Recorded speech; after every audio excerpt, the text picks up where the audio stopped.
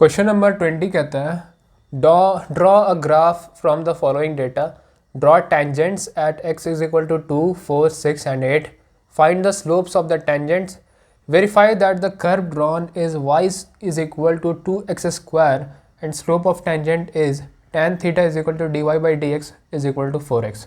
और ये एक डेटा दिया हुआ है x और y का, ठीक है। तो ये जो डेटा दिया हुआ है इससे हम लोग क्या कर सकते हैं, एक्स वाई कोऑर्डिनेट सबसे पहले हम लोग ड्रॉ करेंगे ग्राफ पेपर पे। ये हो जाएगा x6 और ये हो जाएगा हमारा y6, ठीक है।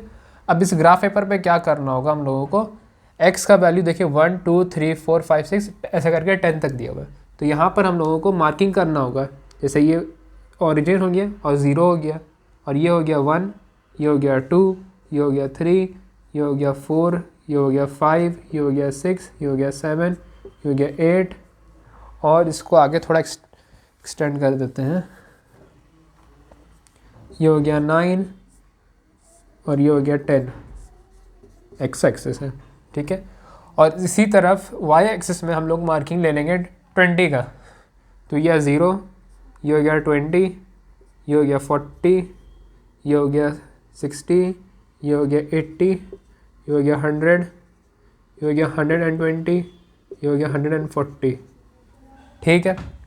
और इसको 200 तक लेंगे, क्योंकि इसमें स्पेस कम है मेरे पास, इसलिए हम खाली रफ आइडिया दे रहे हैं कि ग्राफ कैसे ड्रॉ होगा। क्योंकि मेन क्वेश्चन तो आगे आता है कि टेंजेंट ड्रॉ करना है और स्लोप फाइंड करना है। ये तो बहुत ही बेसिक सा क्लास 10th का लेवल का क्वेश्चन है कि ग्राफ ड्रॉ करना है, ठीक है। तो ग्राफ कैसे ड्रॉ करेंगे एक बार वो बता देते हैं। जैसे यहाँ पर x का वैल्यू 1 है तो y का वैल्यू 2, तो x का वैल्यू 1 में y का वैल्यू 2 कुछ यहाँ पर हम लोगों को मिलेगा। तो यहाँ पर एक पॉइंट हम लोगों को मिल गया, ठीक है। इस पॉइंट का नाम क्या हो जाएगा, इस पॉइंट का नाम हम लोग ले लेते हैं 1,2, ठीक है। और दूसरी तरफ क्या होगा कि ये देखें x का वैल्यू 2 है तो y का वैल्यू 8, तो 2 पर 8 तो कहीं यहाँ पर आएगा ये 8, तो फिर यहाँ पर हम लोग ले लेते हैं एक पॉइंट, ये क्या हो गया, ये हो गया 2,8।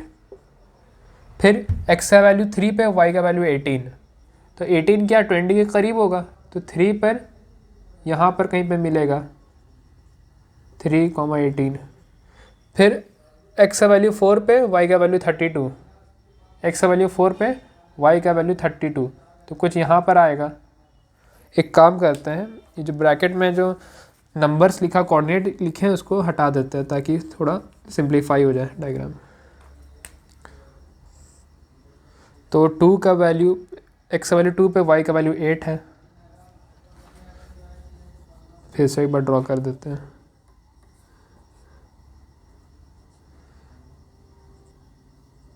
टू पे 8 है, 3 पे 18 है, 4 पे 32 है, 4 पे y का वैल्यू 32 है, तो कुछ यहाँ कहीं पर होगा।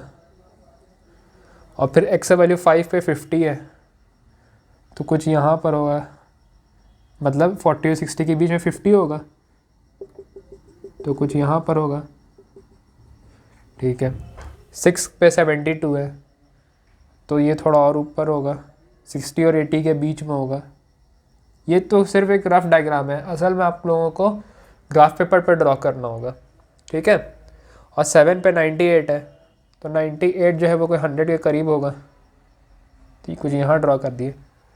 उसके बाद 8 पे 128 है, 8 पे 128 है, तो 120 140 के लगभग बीच में होगा। फिर 9 पे 162 है, तो और ऊपर होगा, कुछ यहाँ पर होगा। और 10 पे 200 भी और ऊपर होगा 200 पे।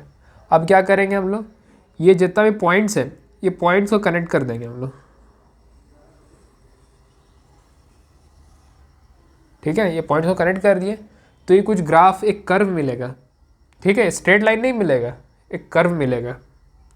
तो ये जो कर्व होगा, इस कर्व को बोला जाता है पैराबोला। क्लास 12th में मैथमेटिक्स में आप लोगों को डिटेल से पढ़ना है, पैराबोला टॉपिक आएगा, ठीक है। अब ये पैराबोला अगर देखें तो इसका मुंह वाई एक्सिस की तरफ खुल रहा है, तो इसका जो ये होता है इक्वेशन होता है, इक्वेशन ऑफ पैराबोला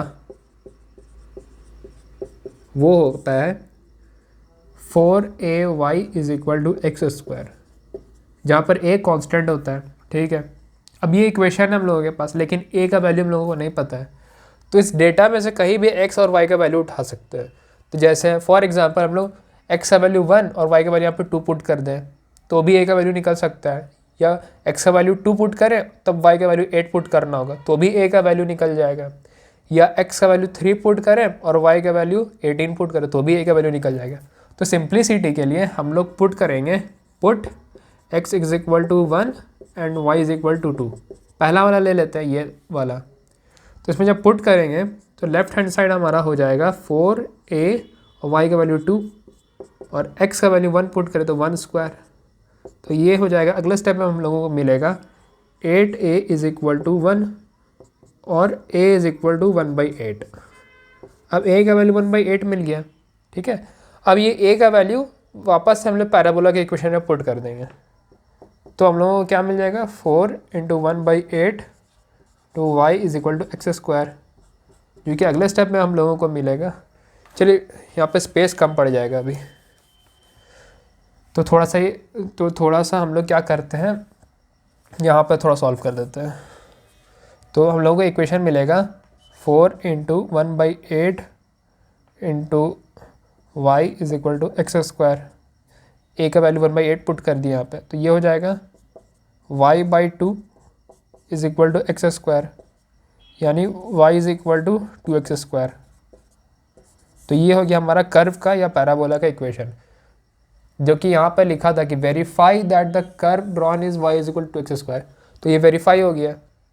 ठीक है, तो यहाँ पर हम लोग इक्वेशन लिख के रख लेते हैं y is equal to 2x स्क्वायर। क्वेश्चन का अगला पार्ट बोला था कि draw tangents at x is equal to 2, 4, 6 and 8। ठीक है, तो आप टेंजेंट ड्रॉ करना है, तो वो पार्ट में जाने से पहले थोड़ा इरेज कर लेते हैं बोर्ड को ताकि स्पेस खाली हो जाए। ठीक है,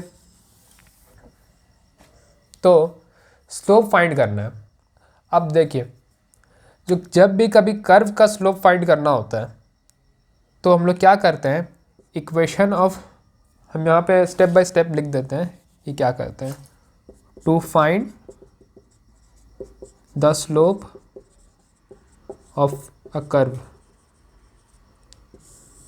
उसके लिए स्टेप 1 हम लोग कहते हैं write the equation of curve.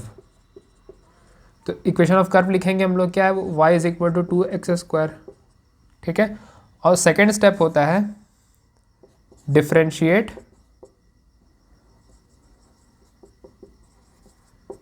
The equation with respect to x। ठीक है, तो इसका डिफरेंशिएशन कर देंगे, तो ये हो जाएगा dy/dx is equal to 2 into dx square by dx। इसको अगले स्टेप में लिखेंगे हम लोग dy/dx is equal to 2 into, अब ये इसका डिफरेंशिएशन क्या हो जाएगा, 2 इंटू एक्स का पावर 2-1।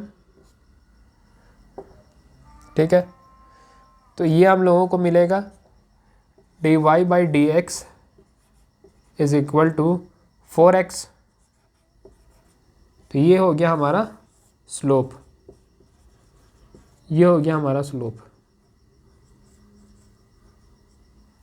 ये हो गया हमारा स्लोप। ठीक है, तो सबसे पहले हम लोग क्या किए कि इक्वेशन इस पैराबोला का, ये कर्व का इक्वेशन निकाले, फिर इसको डिफरेंशिएट किए और स्लोप का फॉर्मूला निकाल लिए। अब देखिए, एक पार्ट ये भी था कि स्लोप को भी वेरीफाई करें कि स्लोप क्या है, 4x है। तो देखिए स्लोप निकल के आ गया 4x। ठीक है भाई, अब क्या बोला था कि draw the tangents at x equal to 2, 4, 6 and 8। ठीक है, and find the slope of tangent. ठीक है, तो सबसे पहले हम लोगों को क्या करना हो, इसका स्क्रीनशॉट ले लीजिए, फिर इसको इरेज कर देते हैं। तो यहाँ पे इसका स्लोप भी लिख लेते हैं। स्लोप को हम लोग m से रिप्रेजेंट करते हैं, जो कि होता है dy/dx is equal to 4x।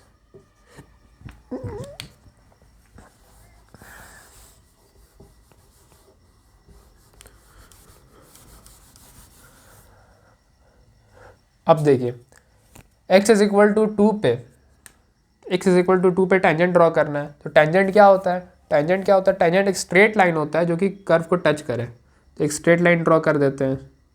तो ये देखिए, एक स्ट्रेट लाइन ड्रॉ करेंगे, कर्व को 2 पे टच करेगा, फिर 4 पे टच करे। तो ये देखिए 4 है, तो यहाँ पे एक स्ट्रेट लाइन ड्रॉ करेंगे जो कर्व को 4 पे टच करे। तो ये कुछ इस तरीके से हो जाएगा। फिर कहाँ पे टच करना है? 6 पे टच करना है। तो 6 ये है, तो यहाँ पे एक स्ट्रेट लाइन ड्रॉ करेंगे। फिर 8 किधर है? 8 देखिए इधर है, तो फिर यहाँ पर एक स्ट्रेट लाइन ड्रॉ करेंगे। तो ये सब टेंजेंट हो गया। ठीक है, अब बोला है कि find the slopes of these tangents. ठीक है, तो slope of tangent at x is equal to 2, तो वो क्या हो जाएगा? वो हो जाएगा m at x is equal to 2 हो जाएगा 4x, कि 4 इंटू 2 8 हो गया। फिर slope of tangent at x is equal to, यहाँ पे एट x लिखने देते हैं, ये x इज इक्वल टू 2। फिर slope of tangent at x is equal to 4 निकालेंगे हम लोग, वो हो जाएगा 4 इंटू 4 16। फिर slope of tangent at x is equal to 6 निकालेंगे हम लोग, तो वो हो जाएगा 4 इंटू 6 24। फिर slope of tangent at x is equal to 8 निकालेंगे हम लोग, वो हो जाएगा 4 इंटू 8 32। ठीक है, अब ये हो गया। तो इसी के साथ हमारा क्वेश्चन नंबर 20 का सॉल्यूशन होता है कंप्लीट।